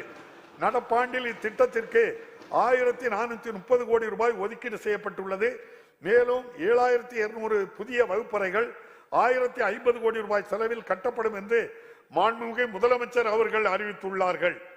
45 ஆண்டுகளாக நடத்தப்பட்டு வரும் சென்னை புத்தக கண்காட்சியை உலகத்திற்கு இவ்வாண்டு உலகத்தரத்திற்கு உயர்த்தும் வகையில் முதன்முறையாக சென்னை பன்னாட்டு புத்தக கண்காட்சியை 16/1/2023 முதல் 18/1/2023 வரை நடத்த தமிழ்நாடு அரசு திட்டமிட்டுள்ளது. இதில் 25க்கும் மேற்பட்ட நாடுகள் பங்கேற்க உள்ளன. தமிழ் பதிப்பாளர்களுக்கும் உலகளாவிய பதிப்பக துறைக்கும் இடையே அறிவு பரிமாற்றம், பதிப்புரிமை பரிமாற்றம் ஆகியவற்றை ஊக்குவிப்பதே இந்த புத்தக கண்காட்சியின் நோக்கமாகும். தாயெழில் தமிழை என்ற தமிழரின் கவிதை தன்னை 1000 மொழியிற் காணும் நாள் என்னாலோ என்ற பாவேந்தரின் கனவை நனவாக்கும் வகையில் தமிழ் இலக்கியத்தில் உள்ள சிறந்த படைப்புகளை உலக மொழிகளில் பிற இந்திய மொழிகளிலும் மொழிபெயர்க்க ஒரு சிறப்பு நல்கையை ஸ்பெஷல் கிராண்ட் தமிழ்நாடு அரசு வழங்கும். தரமான உயர்கல்வியை வழங்கி நாட்டின் வளர்ச்சிக்கு அத்தியாவசியமான ஆற்றல் மிக்க மனித வளத்தை உருவாக்க இந்த அரசு முனைந்துள்ளது. அந்த வகையில் தன்னை பெண்களின் உயர்கல்விக்கு வித்திடவே மூவலூர் ராமாமிர்த அம்மையார் நினைவு புதுமை பெண் திட்டம் என்ற முன்னோடி திட்டத்தை இந்த அரசு தொடங்கியுள்ளது. நடப்பு கல்வியாண்டில் இத்திட்டத்தின் மூலம் அரசு பள்ளிகளில் 6 முதல் 12ஆம் வகுப்பு வரை பயின்று உயர்கல்வி பயிலும் 1,28,780 மாணவிகள் மாதம் 1000 ரூபாய் உதவித்தொகை பெற்று பயனடைந்து வருகின்றனர். இந்நிதியாண்டின் இறுதிக்குள் பயன்பெறும் மாணவியரின் எண்ணிக்கை 2 லட்சத்திற்கு மேல் உயரும் என்று எதிர்பார்க்கப்படுகிறது. இதன் விளைவாக கடந்த ஆண்டை காட்டிலும் நடப்பு கல்வியாண்டில் கல்லூரிகளில் அரசு பள்ளி மாணவியரின் சேர்க்கை கணிசமாக அதிகரித்துள்ளது. தொழில்துறையின் தேவைகளை நிறைவு செய்வதற்காக பல் தொழில்நுட்ப கல்லூரிகளில் புதிய பாடப்பிரிவுகள் அறிமுகப்படுத்தப்பட்டுள்ளன. மேலும் வேலைவாய்ப்புகளை அதிகரிக்கும் வகையில் பெண்களுக்கு ஏற்ற பட்டய படிப்புகளையும் அரசு தொடங்கியுள்ளது. கட்டடம், இயந்திர பொறியியல் போன்றவற்றில் பட்டய படிப்புகள் நடப்பு கல்வியாண்டில் தமிழ் வழியில் கற்பிக்கப்படுகின்றன. நாட்டிலேயே முதன்முறையாக பன்னாட்டு செஸ் ஒலிம்பியாட் போட்டியை இந்த அரசு வெற்றிகரமாக சென்னையில் நடத்தியது. 180க்கு மேற்பட்ட நாடுகளைச் சேர்ந்த ஏறத்தாழ 1800 விளையாட்டு வீரர்களும் பிரதிநிதிகளும் கலந்து கொண்டனர். இப்போட்டியை மாண்புமிகு பிரதமர் அவர்கள் தொடங்கி வைத்தார்கள். இப்போட்டிக்காக தமிழ்நாடு அரசு மேற்கொண்ட சீரிய ஏற்பாடுகள் அனைவரும் வெகுவாக போற்றினார். உலகமே வியக்கும் வகையில் மிக குறுகிய காலத்தில் இந்த பன்னாட்டு போட்டியை சிறப்பாக நடத்தி காட்டிய தமிழ்நாடு அரசை நான் மனமாற பாராட்டுகிறேன். மாநிலம் முழுவதும் விளையாட்டு திறனை ஊக்குவித்திட முதலமைச்சர் கோப்பைக்கான போட்டிகளை அரசு அறிவித்துள்ளது. இப்போட்டிகளில் பள்ளி, கல்லூரி மாணவ மாணவியர், மாற்றுத்திறனாளிகள், அரசு பணியாளர்கள், பொதுமக்கள் என 5 பிரிவுகளில் ஆண் பெண் இருபாலரும் பங்கேற்கும் வகையில் தடகளம், கால்பந்து, கபடி, சிலம்பாட்டம் உள்ளிட்ட பல்வேறு விளையாட்டு போட்டிகள் மாநிலம் அங்கு நடத்தப்பட்டுள்ளன. உலகளவில் தொழில்நுட்பம் மற்றும் புதுமை திறன் உச்சி மாநாடு உமேஜின் முதன்முறையாக சென்னையில் வரும் மார்ச் மாதத்தில் நடைபெற உள்ளது. தொழில்நுட்ப நிறுவனங்கள், முதலீட்டாளர்கள், கல்வியாளர்கள், தொழில்நுட்பத்துறை முன்னோடிகள் ஆகியோரை ஒரே தளத்தில் ஒருங்கிணைத்து தொழில்நுட்பத்துறைக்கு புதிய உத்வேகத்தை இம்மாநாடு ஏற்படுத்தும். 1920ஆம் ஆண்டு சென்னை மாநகராட்சியில் நீதி கட்சியின் ஆட்சி காலத்தில் தொடங்கப்பட்ட மதிய உணவு திட்டம் பல்வேறு காலங்களில் தொடர்ந்து விரிவுபடுத்தப்பட்டு நாட்டிற்கே முன்மாதிரியாக இன்று திகழ்கிறது. ஏழை எளிய மாணவர்கள் அதிக அளவில் பள்ளிகளில் சேர்வதற்கும் தொடர்ந்து பயில்வதற்கும் இத்திட்டம் பெரும் பங்காற்றியுள்ளது. இதன் அடுத்த பரிமாணமாக கல்வி கற்கும் கனவுகள் பல சுமந்து கொண்டு வெறும் வயிற்றுடன் காலையில் பள்ளிக்கு வரும் குழந்தைகள் கல்வியில் கவனம் செலுத்த இயலாத நிலையை களைய முதலமைச்சரின் காலை உணவு திட்டம் அறிமுகப்படுத்தப்பட்டுள்ளது. முதற்கட்டமாக 1545 அரசு தொடக்க பள்ளிகளில் திட்டம் சிறப்பாக செயல்படுத்தப்பட்டு 1,14,000 மாணவர்களில் தினமும் பயன்பெறுகின்றனர். மதிய உணவு திட்டம் போன்றே இத்திட்டமும் நமது நாட்டிற்கே முன்னோடியாக விளங்கும் என நான் உறுதியாக நம்புகிறேன். தமிழ்நாடு பல்துறைகளில் தலை சிறந்து விளங்கவும் நமது மக்களின் வாழ்க்கை தரத்தை வளர்ந்த நாடுகளுக்கு நிகராக உயர்த்தவும் 2030ஆம் ஆண்டிற்குள் $1 டிரில்லியன் பொருளாதார வளர்ச்சி இலக்கை அடைய வேண்டும் என மாண்புமிகு முதலமைச்சர் அவர்கள் இலக்கிட்டுள்ளார்கள். இந்த அரசால் மேற்கொள்ளப்பட்ட பல முதலீட்டு மாநாடுகள், உலகளவில் முதலீடுகளை ஈர்க்க மேற்கொண்ட முன்னெடுப்புகள் ஆகியவற்றின் பயனாக ஜூலை 2021 முதல் இன்று வரை 207 புரிந்துணர்வு ஒப்பந்தங்கள் கையெழுத்திடப்பட்டுள்ளன. இதனால் 2,23,210 கோடி ரூபாய் முதலீடும் 3,44,150 நபர்களுக்கான வேலை வாய்ப்புகளும் உறுதி செய்யப்படும். இக்காலகட்டத்தில் 28,232 கோடி ரூபாய் அந்நிய முதலீட்டை தமிழ்நாடு ஈர்த்துள்ளது என்பதும் குறிப்பிடத்தக்கது. தமிழ்நாடு உயிர் அறிவியல் மேம்பாட்டுக் கொள்கை, தமிழ்நாடு ஆராய்ச்சி மற்றும் மேம்பாட்டுக் கொள்கை, தமிழ்நாடு காலனி தோல் பொருட்கள் கொள்கை, தமிழ்நாடு விண்வெளி பாதுகாப்பு தொழில் கொள்கை போன்ற பல துறைசார் கொள்கைகள் 2022ஆம் ஆண்டில் இந்த அரசால் வெளியிடப்பட்டுள்ளன. மேலும் எரிபொருட்களில் எத்தனால் சேர்த்தல், பசுமை ஹைட்ரஜன், மின் வாகனங்களுக்கான கொள்கைகள் ஆகியவை மிக விரைவில் வெளியிடப்படும். சென்னை தவிர பிற நகரங்களில் தகவல் தொழில்நுட்ப நிறுவனங்கள் அமைந்திட உகந்த சூழலை உருவாக்க 7 இடங்களில் மினி டைடல் பூங்காக்கள் அமைக்கப்பட்டு வருகின்றன. மேலும் மாநிலத்தின் 3வது டைடல் பூங்கா மதுரையில் ரூபாய் 600 கோடி மதிப்பீட்டில் நிறுவப்படும். காஞ்சிபுரம் மாவட்டம் பரந்தூரில் ஒரு புதிய பன்னாட்டு விமான நிலையத்தை அமைப்பதற்கான ஆயத்த பணிகளை மாநில அரசு தொடங்கியுள்ளது. இது நமது மாநிலத்தின் அதிகரித்து வரும் விமான போக்குவரத்து தேவைகளை நிறைவு செய்வதோடு அப்பகுதி மக்களின் வாழ்வாதார மேம்பாட்டிற்கும் மாநிலத்தின் பொருளாதார வளர்ச்சிக்கும் வழிகோலும். கோவிட் பெருந்தொற்றால் கடும் பாதிப்புக்குள்ளான குறு சிறு மற்றும் நடுத்தர நிறுவனங்கள் அரசு மேற்கொண்ட பல்வேறு நடவடிக்கைகளால் பெருமளவில் மீண்டு வந்துள்ளன. இந்நிதியாண்டின் முதல் 6 மாதங்களில் இந்நிறுவனங்களுக்கு வழங்கப்படும் கடன்கள் 20%, கடன் கணக்குகளின் எண்ணிக்கை 19% உயர்ந்துள்ளன. இந்த அரசு ஆட்சி பொறுப்பேற்ற பின்னர் 2,344 கோடி ரூபாய் மதிப்புள்ள 16,000க்கும் மேற்பட்ட சுயதொழில் திட்டங்களுக்கு உதவிகள் வழங்கப்பட்டுள்ளதோடு நடப்பாண்டில் குறு சிறு மற்றும் நடுத்தர நிறுவனங்களுக்கென 5 புதிய தொழில்பேட்டைகளையும் அரசு தொடங்கியுள்ளது. தமிழ்நாடு புத்தொழில் மற்றும் புத்தாக்க இயக்கத்தின் ஸ்டார்ட் அப் தமிழ்நாடு வாயிலாக மாநிலத்தில் உள்ள புத்தொழில்களுக்கு உகந்த சூழல் உருவாக்கப்பட்டுள்ளது. மே 2021 முதல் மாநிலத்தில் பதிவு செய்யப்பட்ட புத்தொழில்களின் எண்ணிக்கை இரட்டிப்பாகியுள்ளது. மேலும் நம் நாட்டிலேயே முதன்முறையாக பட்டியலினத்தவர் மற்றும் பழங்குடியினரின் புத்தொழில்களுக்கு உதவ 30 கோடி ரூபாய் சிறப்பு நிதி அரசால் ஒப்படைக்கப்பட்டுள்ளது.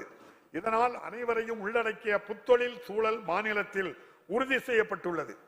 தமிழ்நாட்டு இளைஞர்கள் உலகத்தரம் வாய்ந்த திறன் பயிற்சி பெற்று திறமையிலும் தகுதியிலும் சிறந்து விளங்கிட நான் முதல்வன் திட்டத்தை அரசு தொடங்கியுள்ளது. கற்கும் கல்விக்கும் தொழில்துறைகளின் தேவைக்கும் இடையே உள்ள இடைவெளியை நிறைவு செய்து வேலைவாய்ப்புகளை பெற்றுத்தரக்கூடிய திறன் பயிற்சிகளும் தொழில் சார்ந்த பயிற்சிகளும் மாணவர்களுக்கு வழங்கப்படுகின்றன. இத்தகைய சீரிய முன்னெடுப்புகளின் மூலம் 3 லட்சம் பொறியியல் கல்லூரி மாணவர்களுக்கு திறன் பயிற்சிகள் வழங்கப்படுகின்றன. மேலும் 4 லட்சம் கலை மற்றும் அறிவியல் கல்லூரி மாணவர்களும் இதன் மூலம் பயனடைவர். கல்லூரி படிப்பு முடியும் தருவாயிலேயே மாணவர்களின் கல்வி தகுதிக்கேற்ப வேலை வாய்ப்பினை உறுதி செய்வதோடு தொழில் நிறுவனங்களில் பணியாற்ற திறன்மிகு மாணவர்களை உருவாக்குவதும் இத்திட்டத்தின் முக்கிய நோக்கமாகும். கிராமப்புற பகுதிகளில் அடிப்படை வசதிகளை ஏற்படுத்தி கட்டமைப்புகளை மேம்படுத்தி வாழ்வாதார திட்டங்களின் மூலம் வறுமையை அகற்றிடும் முயற்சிகளில் இந்த அரசு முழுமையாக ஈடுபட்டுள்ளது. மாநிலத்தில் உள்ள அனைத்து கிராம குடியிருப்பு பகுதிகளிலும் சமமான முழுமையான வளர்ச்சியை உறுதி செய்யும் நோக்கத்துடன் அனைத்து கிராம அண்ணாமலை திட்டம் இந்த அரசால் மீண்டும் செயல்படுத்தப்பட்டு வருகின்றது. 2022-23ஆம் ஆண்டில் மொத்தம் 1,155 கோடி ரூபாய் மதிப்பீட்டில் 2,544 ஊராட்சிகளில் பணிகள் மேற்கொள்ளப்பட்டு வருகின்றன. மக்கள் அனைவரும் ஒற்றுமையுடன் சகோதர உணர்வுடன் வாழ வேண்டும் என்ற உயரிய நோக்கத்துடன் முத்தமிழறிஞர் கலைஞர் அவர்களால் கொண்டு வரப்பட்ட பெரியார் நினைவு சமத்துவபுரம் திட்டத்தை இந்த அரசு மீட்டெடுத்து வருகின்றது. முதற்கட்டமாக 149 சமத்துவபுரங்களில் 190 கோடி ரூபாய் மதிப்பீட்டில் மேற்கொண்ட புதுப்பிக்கும் பணிகள் முடிவடையும் தருவாயில் உள்ளன. அதேபோல் நகர்ப்புற பகுதிகளில் கட்டமைப்பு வசதிகளை மேம்படுத்திட வரும் 4 ஆண்டுகளில் 20,990 கிலோமீட்டர் நீளமுள்ள நகர்ப்புற சாலைகள் 9,588 கோடி ரூபாய் செலவில் மேம்படுத்தப்படும் என சென்ற கூட்டத்தொடரில் மாண்புமிகு முதலமைச்சர் அவர்கள் அறிவித்தார்கள். இப்பணிகள் விரைவில் முடிக்கப்படும். 53 இடங்களில் தேங்கியுள்ள பழைய கழிவுகளை லீகசி வேஸ்ட் சுற்றுச்சூழலுக்கு உகந்தவாறு உயிரி அகழ்ந்தெடுத்தல் பயோமைனிங் முறையில் அப்புறப்படுத்தி நிலங்கள் மீட்டெடுக்கப்பட உள்ளன. இதற்காக ரூபாய் 122 கோடி ரூபாய் ஒதுக்கீடு செய்யப்பட்டுள்ளது. இதுவரை 369 ஏக்கர் நிலங்கள் மீட்டெடுக்கப்பட்டு பசுமையான பகுதிகளாக மாற்றப்பட்டு வருகின்றன. மக்களின் குடிநீர் தேவைகளை நிறைவு செய்வதற்காக 15,734 கோடி ரூபாய் மதிப்பீட்டில் 103 கூட்டு குடிநீர் திட்டங்களுக்கு உயிர்நீர் இயக்கத்தின் கீழ் ஜல்ஜீவன் மிஷன் அரசு ஒப்புதல் அளித்துள்ளது. மேலும் நகர்ப்புற பகுதிகளுக்கு குடிநீர் வழங்கும் பணிகளுக்காக அம்ருத் திட்டத்தின் கீழ் 3,166 கோடி ரூபாய் ஒப்புதல் அளிக்கப்பட்டுள்ளது. இதன் மூலம் மாநிலம் முழுவதும் 1,64,00,000 மக்கள் பயன்பெறுவார்கள். நகரங்களின் திட்டமிட்ட வளர்ச்சியை உறுதி செய்யவும் முறைப்படுத்தவும் 6 புதிய நகர வளர்ச்சி குழுமங்கள் அமைக்கப்பட்டுள்ளன. சென்னையும் அதை சுற்றியுள்ள பகுதிகளும் மிக வேகமாக வளர்ச்சியடைந்து வருகின்றன. இப்பெருநகர தொகுப்பின் அடிப்படை தேவைகளை நிறைவு செய்து பொருளாதார வளர்ச்சிக்கு வித்திடும் வகையில் சென்னை பெருநகரின் எல்லை 5 மடங்காக 5,904 சதுர கிலோமீட்டர் அளவிற்கு விரிவாக்கப்பட்டுள்ளது. சென்னை பெருநகர பகுதிக்கான போக்குவரத்து திட்டங்களை தயாரிக்கவும் பல்வேறு துறைகளால் செயல்படுத்தப்படும் போக்குவரத்து அமைப்புகளையும் சேவைகளையும் ஒருங்கிணைத்திடவும் சென்னை ஒருங்கிணைந்த பெருநகர போக்குவரத்து குழுமம் கும்டா 2010 ஆண்டில் அமைக்கப்பட்டது.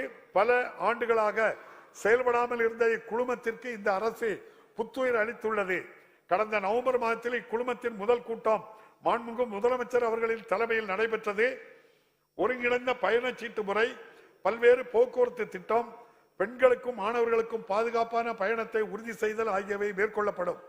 சென்னை பெருநகரின் வேகமான வளர்ச்சி நீடித்து நிலைக்கத்தக்கதாக இருக்க வேண்டுமெனில் இந்த பெருநகரை சுற்றியுள்ள பகுதிகளில் திட்டமிட்ட வளர்ச்சி அவசியம் என்பதை இந்த அரசு முழுமையாக உணர்ந்துள்ளது. இந்த வகையில் சென்னைக்கு அருகே உள்ள மாடம்பாக்கத்தில் 600 ஏக்கர் பரப்பளவில் நிலத்திரட்டு பூலி முறையில் புதிய வளர்ச்சி பகுதியை உருவாக்குவதற்கான ஒரு முன்னோடி முயற்சி சென்னை பெருநகர வளர்ச்சி குழுமத்தால் மேற்கொள்ளப்பட்டு வருகின்றது. நில உரிமையாளர்களின் ஒப்புதலோடு நிலங்களை பெற்று திரட்டி திட்டமிட்ட வளர்ச்சிக்கு ஏதுவாக பல்வேறு நில பயன்பாடுகளுக்கு ஏற்றவாறு அவற்றை நில வகைப்பாடு செய்து நில உரிமையாளர்களுக்கு பங்கீடு செய்து வழங்கி புறநகர் வளர்ச்சிக்கு வித்திடும் பணிகள் விரைவாக நடைபெற்று வருகின்றன.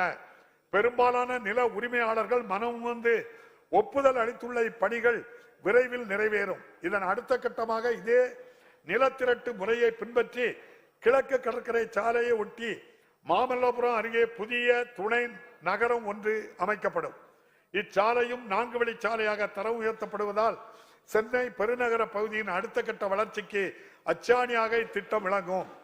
பொருளாதார வளர்ச்சிக்கு இன்றியமையாத தரமான பாதுகாப்பான சாலை இணைப்புகளை மாநிலம் முழுவதும் அமைத்திட இந்த அரசு பல்வேறு திட்டங்களை செயல்படுத்தி வருகின்றது.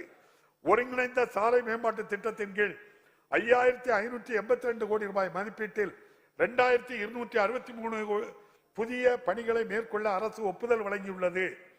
மேலும் 560 கோடி ரூபாய் மதிப்பீட்டில் 131 தரைப்பாலங்களை உயர்மட்ட மேம்பாலங்களாக மாற்றுதல், 142 கோடி ரூபாய் மதிப்பீட்டில் புறவழி சாலைகள் அமைத்தல், 327 கோடி ரூபாய் செலவில் 8 ரயில்வே மேம்பாலங்கள் அமைக்கும் புதிய பணிகள் போன்றவை நடப்பாண்டில் மேற்கொள்ளப்பட உள்ளன. வாழ்வாதார மேம்பாடு, திறன் வளர்ச்சி, சுயசார்பு வாயிலாக மகளிரின் முன்னேற்றத்திற்கு முக்கிய காரணியாக சுய உதவி குழுக்கள் திகழ்கின்றன. இவ்வாண்டில் 3,97,000 மகளிரை உறுப்பினர்களாக கொண்டு 42,845 புதிய சுய உதவி குழுக்கள் அமைக்கப்பட்டுள்ளன. இந்நிதியாண்டில் இதுவரை 3,07,000 சுய உதவி குழுக்களுக்கு 16,949 கோடி ரூபாய் வங்கி கடன்கள் வழங்கப்பட்டுள்ளன. சுய உதவி குழுக்களால் தயாரிக்கப்படும் பொருட்களின் தரத்தை மேம்படுத்தி மின் வணிக தளங்களின் வாயிலாக விற்பனை வாய்ப்புகளை உயர்த்திட மதி என்ற முத்திரை பிராண்ட் அரசால் ஊக்குவிக்கப்பட்டு வருகின்றது. சாதாரண நகர பேருந்துகளில் மகளிர் அனைவருக்கும் கட்டணமில்லா பயணம் என்ற புரட்சிகரமான திட்டத்தின் மூலம் மாநிலத்தில் பெண்களிடையே பொருளாதார மேம்பாடு மட்டுமின்றி சமூக எழுச்சியும் ஏற்பட்டுள்ளது. நாள்தோறும் 36 லட்சம் பயணங்கள் செய்து மகளிர் பயனடைந்து வரும் இத்திட்டத்தின் மூலம் ஒவ்வொரு பெண்ணும் சராசரியாக மாதத்திற்கு ரூபாய் 888 அளவிற்கு சேமிக்கின்றனர் என்று மாநில திட்டக்குழுவின் ஆய்வு தெரிவித்துள்ளது.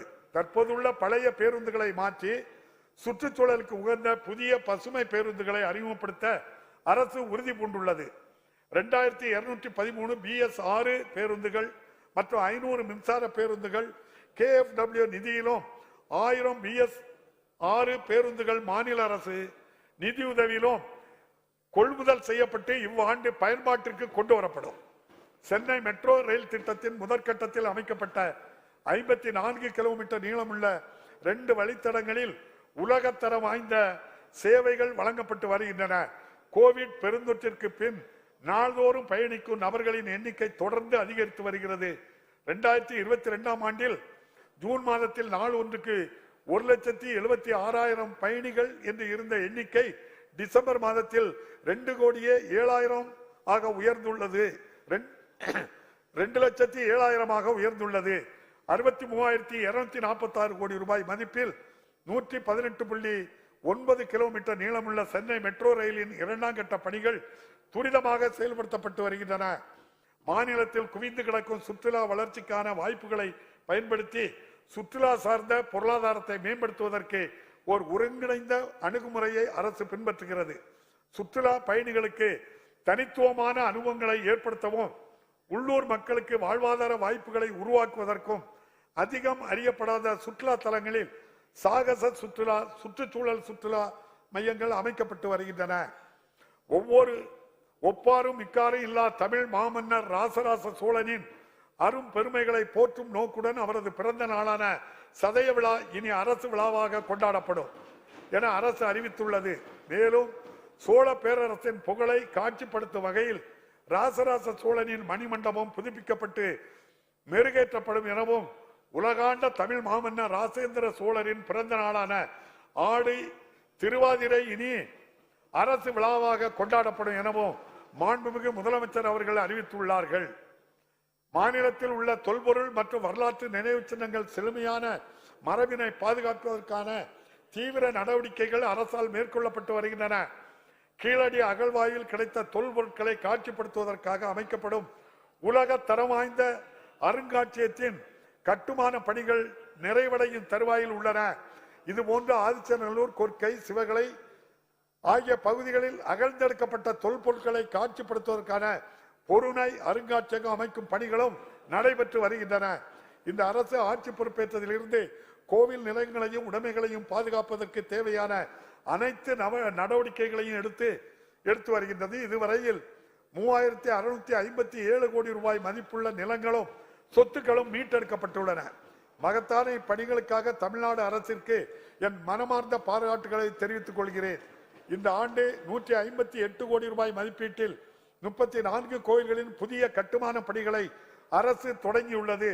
மேலும் திருச்செந்தூர் திருக்கோவில் பகுதியில் 300 கோடி ரூபாய் மதிப்பீட்டில் பெருந்திட்ட வளாக பணிகள் தொடங்கப்பட்டுள்ளன. அனைவரையும் உள்ளடக்கிய வளர்ச்சி என்ற கொள்கையுடன் செயல்படும் இந்த அரசு சமூகத்தின் விளிம்பு நிலையில் உள்ள அடித்தட்டு மக்கள் அனைவரும் சமூக பொருளாதார கல்வி மேம்பாட்டினை அடைவதற்காக பல்வேறு சிறப்பு திட்டங்களை செயல்படுத்தி வருகிறது. ஆயுதிராவிடர் மற்றும் பழங்குடியின மாணவர்களுக்கான புதிய விடுதி கட்டடங்கள், திறன்மிகு வகுப்பறைகள் அமைத்தல், உண்டு உறைவிட பள்ளிகளை மேம்படுத்தல் உள்ளிட்ட பல்வேறு பணிகள் 425.40 கோடி ரூபாய் மதிப்பீட்டில் மேற்கொள்ளப்பட்டு வருகின்றன. மாநிலம் முழுவதும் வீடின்றி வசித்து வரும் அழிவின் விளிம்பில் உள்ள பழங்குடியினருக்கு 1537 வீடுகள் கட்டும் பணிகள் நடைபெற்று வருகின்றன. வனங்களில் வசிக்கும் பழங்குடியின மக்களின் உரிமைகளை உறுதி செய்யும் பொருட்டு கடந்த 1.5 ஆண்டுகளில் வன உரிமை சட்டம் 2006 கீழ் 2293 பழங்குடியின குடும்பங்களுக்கு வன உரிமைகள் வழங்கப்பட்டுள்ளன. தமிழ்நாட்டில் சமூக நீதியை நிலைநாட்டி சமூகத்தில் பின்தங்கியுள்ள மக்களின் முன்னேற்றத்தினை உறுதி செய்யும் வகையில் சிறப்பான இடஒதுக்கீடு முறையை தமிழ்நாடு அரசு பின்பற்றி வருகிறது. பொருளாதாரத்தில் பின்தங்கிய பிரிவினருக்கு 10% இடஒதுக்கீடு வழங்கப்பட்டுள்ளது. சமூக நீதி கொள்கைகளுக்கு எதிராக 10% இடஒதுக்கீடு கொள்கை சமூக நீதி கொள்கைக்கு எதிராக உள்ளதால் தற்போது நமது மாநிலத்தில் பின்பற்றப்படும் இடஒதுக்கீடு முறையே தொடரும் என்ற கொள்கையை கோட்பாட்டில் இருந்து இந்த அரசு உறுதியாக உள்ளது. சமூகத்தில் பின்தங்கியுள்ளோரின் பொருளாதார மேம்பாட்டை உறுதி செய்ய தமிழ்நாடு பிற்படுத்தப்பட்டோர் பொருளாதார மேம்பாட்டுக் கழகம், தமிழ்நாடு சிறுபான்மையினர் பொருளாதார மேம்பாட்டுக் கழகம் ஆகியவற்றின் மூலம் 210 கோடி ரூபாய் அளவிற்கு கடன்கள் வழங்குவதற்கு நடவடிக்கை மேற்கொள்ளப்பட்டு வருகின்றன. கண்ணை இமை காப்பது போல் சிறுபான்மையினர் உரிமைகளையும் நலன்களையும் பாதுகாக்க பல்வேறு நடவடிக்கைகளை இந்த அரசு மேற்கொண்டு வருகிறது. கட்ச் மற்றும் செருசலேமுக்கு புனித பயணம் மேற்கொள்ளும் பயணிகளுக்கு மானியம் வழங்கும் திட்டம் தொடர்ந்து செயல்படுத்தப்படும். சமூகத்தில் நலிவடைந்த பிரிவினரின் நிலையை மேம்படுத்துவதை இந்த அரசு நோக்கமாக கொண்டுள்ளது. மாற்றுத்திறனாளிகள் பெறும் மாதாந்திர ஓய்வூதியத்தை ரூபாய் 1000 இருந்து 1500 ரூபாயாகவும், தங்களை தாங்களே பராமரித்துக் கொள்ள இயலாத மாற்றுத்திறனாளிகளுக்கு பராமரிப்பு உதவித்தொகையை ரூபாய் 1500 ரூபாயில் இருந்து 2000 ரூபாயாகவும் உயர்த்த மாண்புமிகு முதலமைச்சர் அவர்கள் ஆணையிட்டு வழங்கப்பட்டு வருகிறது. இதற்காக ஆண்டொன்றுக்கு 388 கோடி ரூபாய் கூடுதல் செலவினம் ஏற்படும். இதனால் மாநிலம் முழுவதும் உள்ள 6,45,000 மாற்றுத்திறனாளிகள் பயன்பெறுவார்கள். அரசு பணியாளர்களின் நலனை கருத்தில் கொண்டு சுமார் 16 லட்சம் அரசு அலுவலர்கள், ஆசிரியர்கள், ஓய்வூதியதாரர்கள், குடும்ப ஓய்வூதியதாரர்கள் பயன்பெறும் வகையில் இந்த அரசு 1/1/2023 முதல் அகவிலைப்படையை 34% 38% உயர்த்தி வழங்கியுள்ளது. இதனால் ஆண்டொன்றுக்கு அரசுக்கு 2359 கோடி ரூபாய் கூடுதல் செலவினம் ஏற்படும். ஓய்வூதியர்களுக்கான வாழ்நாள் சான்றிதழ் வழங்கும் முறை மின்னணு முறையில் எளிமையாக்கப்பட்டு ஓய்வூதியதாரர்கள் இருக்கும் இடத்தில் இருந்தே இச்சேவையை பெறுவதற்கு வழிவகை செய்யப்பட்டுள்ளது. இந்த அரசு பதவியேற்ற பின் 2021 ஆண்டில் நம் மாநிலத்தில் மழை வெள்ளத்தால் சேதம் ஏற்பட்டு மக்களின் இயல்பு வாழ்க்கை பாதிக்கப்பட்டது. அந்த பேரிடரை எதிர்கொண்ட அனுபவத்தில் அடிப்படையில் சமீபத்தில் ஏற்பட்ட புயலையும் கனமழையும் இந்த அரசு மிகச் சிறப்பாக கையாண்டது. கோவிட் பெருந்தொற்று உள்ளிட்ட பல்வேறு காரணங்களால் மாநிலத்தின் பொருளாதார தேக்க நிலையை அடைந்திருந்தது.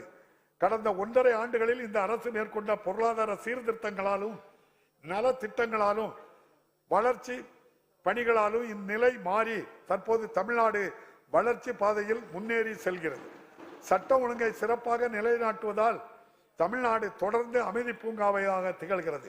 இதனால் பன்னாட்டு முதலீடுகளை ஈர்த்து அனைத்து துறைகளிலும் முதன்மை மாநிலமாக தமிழ்நாடு திகழ்கிறது. சமூக நீதி, சுயமரியாதை, அனைவரையும் உள்ளடக்கிய வளர்ச்சி, சமத்துவம், பெண்ணுரிமை, மத நல்லிணக்கம், பல்லுயிர் ஓம்புதல் ஆகிய கொள்கைகள் இவ்வரசின் அடித்தளமாக அமைந்துள்ளன. தந்தை பெரியார், அண்ணல் அம்பேத்கர், பெருந்தலைவர் காமராஜர், பேரறிஞர் அண்ணா, முத்தமிழறிஞர் கலைஞர் போன்ற மாபெரும் தலைவர்களின் கொள்கைகளையும் கோட்பாடுகளையும் பின்பற்றி பார்போற்றும் திராவிட மாடல் ஆட்சியை இந்த அரசு வழங்கி வருகின்றது. தமிழர்களின் நலன், தமிழ்நாட்டின் வளம் ஆகியவற்றை மட்டுமே குறிக்கோளாக கொண்டு இவ்வரசு அயராது உழைத்து வருகின்றது. எத்தனை இடர்பாடுகள் இந்த லட்சிய பாதையில் எதிர் நின்றாலும் அவற்றையெல்லாம் கடந்து தமிழ்நாட்டை வளர்ச்சி பாதையில் வெற்றிகரமாக இந்த அரசு தொடர்ந்து வழிநடத்தி செல்கிறது. இவ்வாண்டில் மக்கள் நலனுக்காகவும் மாநிலத்தின் சமூக பொருளாதார வளர்ச்சிக்காகவும் உரிய சட்டங்களை ஏற்றி சட்டமன்ற விவாதங்களில் தங்களது அரிய கருத்துக்களை வழங்கி இந்த அரசின் செயல்பாட்டிற்கு நீங்கள் அனைவரும் உறுதுணையாக இருப்பீர்கள் என்று நம்புகின்றேன். அனைவருக்கும் மீண்டும் எனது புத்தாண்டு பொங்கல் நல்வாழ்த்துக்களை தெரிவித்து மகாகவி பாரதியாரின் வைர வரிகளுடன் எனது உரையை நிறைவு செய்கிறேன். வாழிய செந்தமிழ், வாழ்க நற்றமிழர், வாழிய பாரத மணித்திருநாடு. மாண்புமிகு முதல்வர் அவர்கள் மைக்கு